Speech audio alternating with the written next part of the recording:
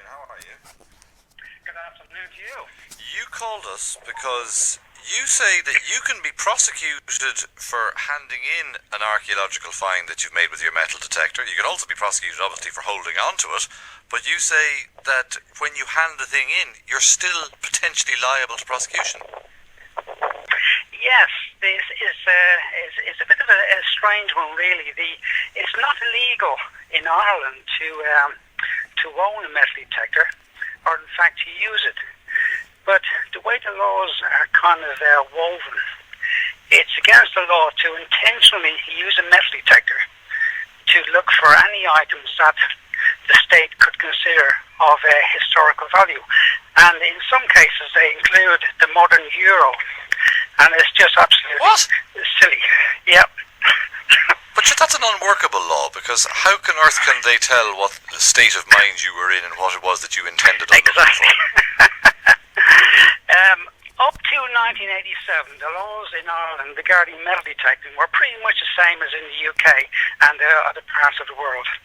And then they changed the law because the Derry-na-Flan chalice was found.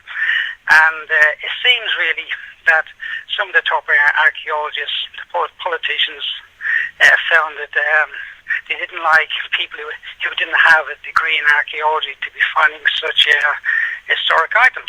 So they changed the law, and since 1987, people have been metal detecting in Ireland as before, but under a very serious dark cloud. That if they did find something of historical value that they used to hand in to the archaeologists, now they could be prosecuted. Even though they have actually handed it over? Yes, that's right. And what have you ever found, Liam? Well, obviously I haven't found... I have found an early Bronze Age axe in Ireland just over a year ago, which I handed in to the local authorities, but it caused a lot... well, it seemed to irritate a lot of Irish archaeologists, and why? Were you on an archaeological site rummaging around? No. I was on a farmer's field. The problem was I live mostly in the UK. I was over in County Tipperary visiting a friend who invited me out metal detecting.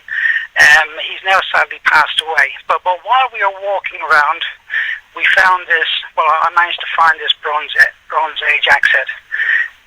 Now, I didn't know where to hand it in because, there wasn't any information.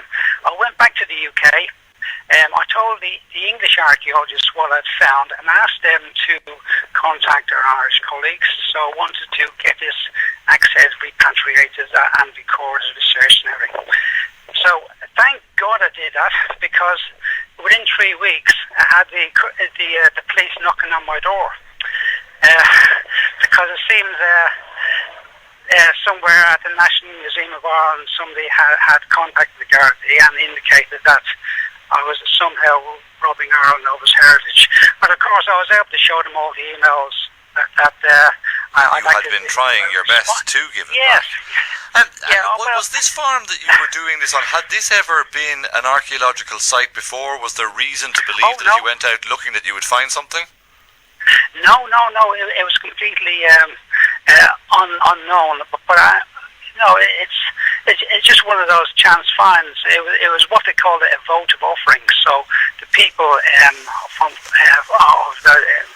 over 1,000 years, 2,000 years, 3,000 years ago, in fact, had made an appeasement to the gods, and they got this axe head and placed it in the ground. So you've actually done us a huge favour indicating where there might potentially be other finds. It could be an area of interest, and you have given the axe head back to the Irish state.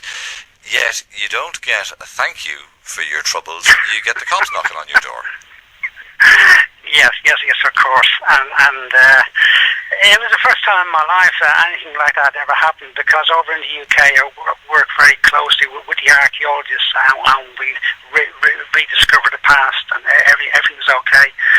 So the fact that somebody knocked on my door like that, it kind of gave me the impetus to come back over to Ireland and contact the National Museum of Ireland and sit down and try to unravel things.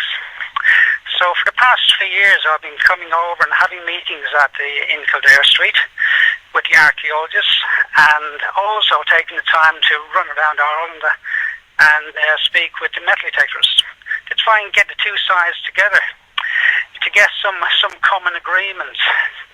And really, it's just like knocking your head on a brick wall. Okay, not everybody might be as well motivated as you. I mean, is there reason to believe that other people out there with legally held metal detectors, operating and using them within the law, might actually be holding on to this stuff or selling anything they find? I don't think so. I spoke to a lot of people on my travels and was shown various items that have been found. And all the people that I personally spoke to were just emphatic that they wanted to get out from under the star cloud. They had finds, very interesting ones. They wanted to hand them over. They did not want to keep hold of them. The fact that they still had them is evidence itself that they hadn't sold them. And they just wanted this to be handed them in either, though. That's the problem, Liam. Yeah, well, that's right. Well, they want to hand them in.